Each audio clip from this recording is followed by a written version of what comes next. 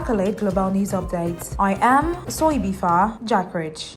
Camelia Toldea has packed her family's suitcases, ready for a quick exit from an abandoned building where she and dozens of other Roma live. Fearful the squad will be next in a wave of evictions near Paris 2024 Olympic Games facilities, Romanian-born Toldea, her husband and 3 children are among thousands of migrants, asylum seekers and Roma caught up in evictions in the North Paris suburb of Seine-Saint-Denis that are aggravating the city's homelessness problem ahead of the Games. More than half of the structures being built or renovated for the summer Games started in July are located in Seine-Saint-Denis, including the under-construction Olympic Village. Spreading east from the rivers Seine and home to more than 1.6 million people, Seine-Saint-Denis is the poorest department in France, with asylum seekers and Roma taking shelter there. It has the largest number of squats and informally built slums of any department in the country, according to a 2021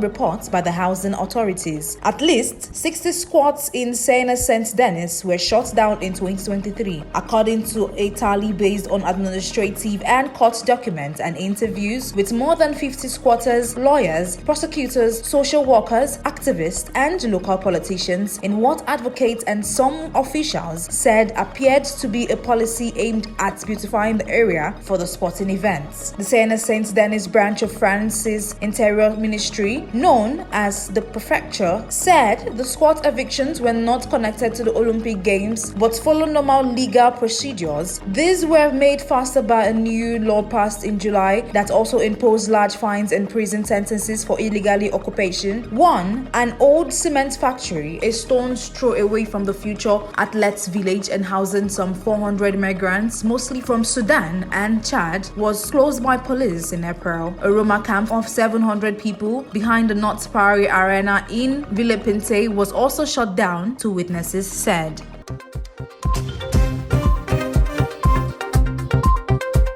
Russian President Vladimir Putin on Friday added Russia's biggest car dealership, RAF, to a list of foreign-owned companies put under the temporary management of the Russian state. The transfer of its shares was set out in a decree published on a government website on Friday. Russia has taken temporary control of a number of subsidiaries of Western companies and Western firms' stake in local joint ventures this year in response to seizures of Russian assets in the West. Beer maker Carlsberg and daily giants Danone are among those companies that have been affected. RAF, which has traditionally sold a wide range of foreign branded cars, belongs to a Cyprus-based company. The company was founded by Russian businessman Sergei Petrov, who lived in Australia and who has been accused by the Russian authorities of illegally channeling money abroad, a charge he denies.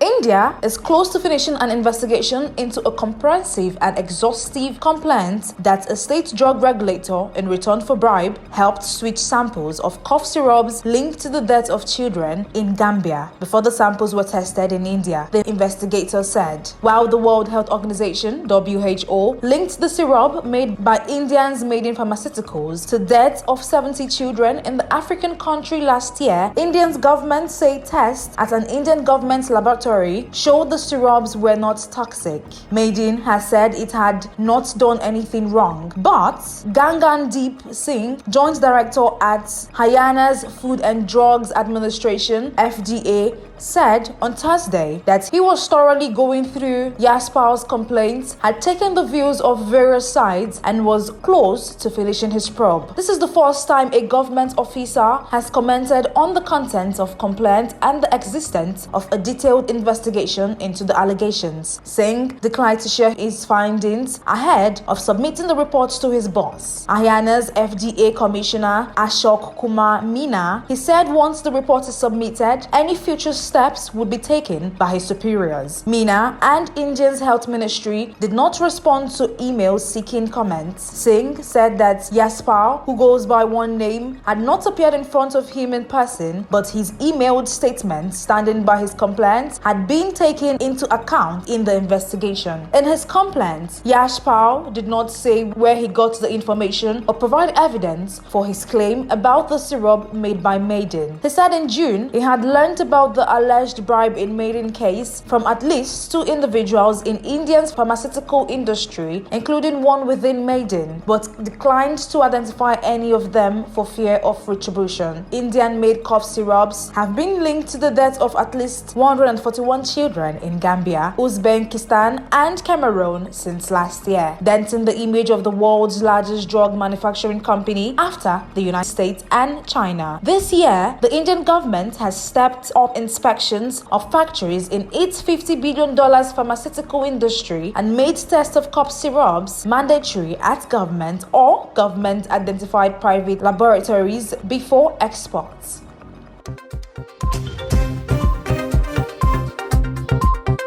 Telsa has acquired land in Shanghai for a megapack battery manufacturing plant, with production expected to start in fourth quarter of 2024. Chinese state media reported on Friday. Telsa said 222.42 million yuan, that is $31.13 million, for use rights to a 19.7 hectare, that is 48.7 acres plot, a separate government statement said on Thursday. The site is near an existing Telsa plant producing Model 3 and Model Y cars. Telsa did not immediately respond to a request for comments. Construction of the project, which will be capable of producing 10,000 megapacks per year, is scheduled to begin in the first quarter of 2024, with production starting in the fourth quarter, the official Xinjiang news agency reported. Telsa said in April that it would start construction in the third quarter of this year, with production expected to begin in the second quarter of next year. The U.S. electric vehicle manufacturer's Gigafactory in Shanghai is producing with annual capacity of 1.1 million units. Telsa has indicated it wants to expand its EV capacity in Shanghai, which should require regulatory approval.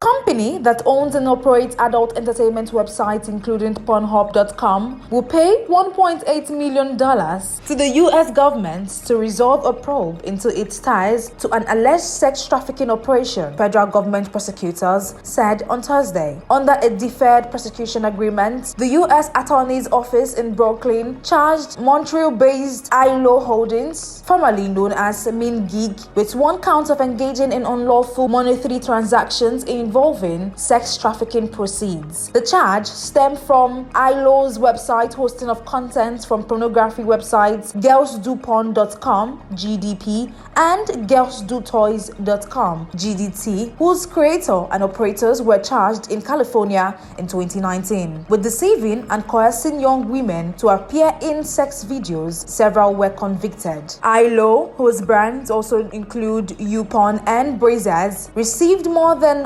$100,000 from GDP, which the site operators had derived from sex trafficking, according to a copy of the agreement filed in Brooklyn federal courts. In addition to the $1.8 million payment, ILO will pay victims whose images were posted on its platform and have not already been compensated, prosecutor said. According to the agreement, GDP gave MindGeek information that purported to establish the women in the videos had consented, but MindGeek did not independently verify that. Under the agreement, prosecutors will, after 3 years, dismiss the charge against ILO as long as the company improves its compliance protocols. ILO will also have an independent compliance monitor for that period. U.S. Magistrate George Lois Bloom approved the agreement at a hearing on Thursday. Hundreds of individuals have been identified as victims of GDP's sex trafficking, prosecutors said. That is the size of top accolade global news updates. You can follow us on our social media platform as displayed on your screen. Happy Friday.